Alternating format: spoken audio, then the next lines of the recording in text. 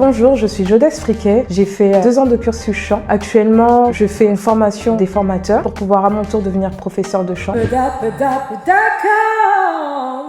Comment es-tu rentrée à l'académie? Alors un jour on m'a appelée parce que j'étais pas venue à la journée découverte. Je crois qu'il y avait un casting pour intégrer l'école. Elle m'a dit écoutez, je vous donne quand même une date. J'ai décidé de le faire. Pour venir, j'ai dû demander à mon mari. Donc du coup on est venu avec tous nos enfants parce qu'à l'époque j'avais pas de voiture. J'ai été passer le casting. Je vous avoue qu'au début je me suis dit mais Jodès, qu'est-ce que tu fais là en fait? Et puis finalement je me suis dit que si je me choisissais pas maintenant, j'allais jamais le faire. Donc du coup je me suis lancée et aujourd'hui je regrette pas parce que finalement je fais aussi la formation des formateurs, ce qui va m'apporter encore plus de techniques pour pouvoir du coup enseigner tout simplement à qui le veut. Quels ont été les plus grands défis que tu as rencontrés en tant qu'élève? La confiance en soi et la légitimité. Je me sentais pas du tout légitime. J'ai un rapport avec ma voix qui a été très compliqué. Je suis consciente que je peux chanter. J'avais beaucoup de pensées contradictoires. Mais là en fait on apprend à connaître d'autres personnes, à se faire juger, on va dire entre guillemets à se faire juger parce qu'on est là pour évoluer. On a beaucoup essayé de m'encourager dans ce sens-là. Même de me dire tout simplement que je suis une artiste chanteuse.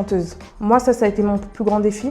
Même quand j'ai terminé l'ICOM, pour moi, ça a été très difficile de me le dire. J'ai toujours cette autocritique envers moi-même. Donc, j'ai envie de dire, ça a été l'un de mes plus gros défis. Voilà, de chanter devant tout le monde, de m'exprimer, de donner, d'oser donner. Y a-t-il un professeur ou un intervenant qui t'a particulièrement inspiré? C'est Yoni. Je l'ai eu que en première année. Et Laura aussi, en première année.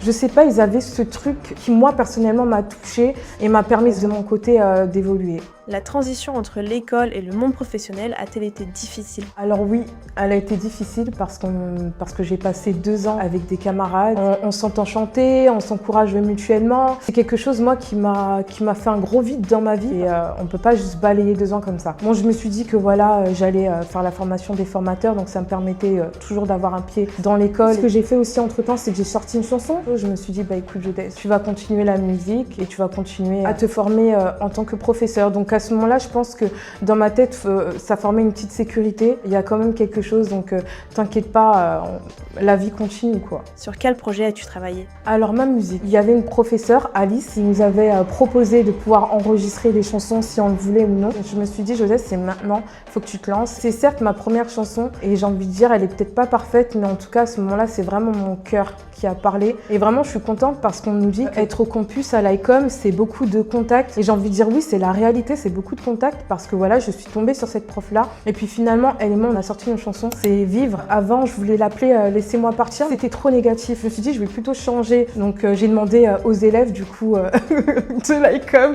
qu'est-ce que vous pensez des titres et tout. On m'en a donné plein. Et puis, j'ai fait mon choix et j'ai choisi Vivre. Donc, elle est en version piano, mais aussi en version pop-rock. En quoi ta formation à l'académie t'a-t-elle aidé dans ton parcours professionnel? Dans la technique. Et je pense que c'est ça aussi qui a créé une légitimité chez moi. Professionnellement parlant, ça m'a tout simplement ouvert les portes. Quel conseil donnerais-tu aux futurs ICOMiens? D'être indulgent avec soi-même, d'arrêter d'être dans l'autocritique. En fait, nous sommes tout simplement uniques. On n'apportera jamais la même chose que les autres. Juste se laisser vivre en fait. Juste de relâcher la pression. Vraiment apprendre à avoir confiance en soi.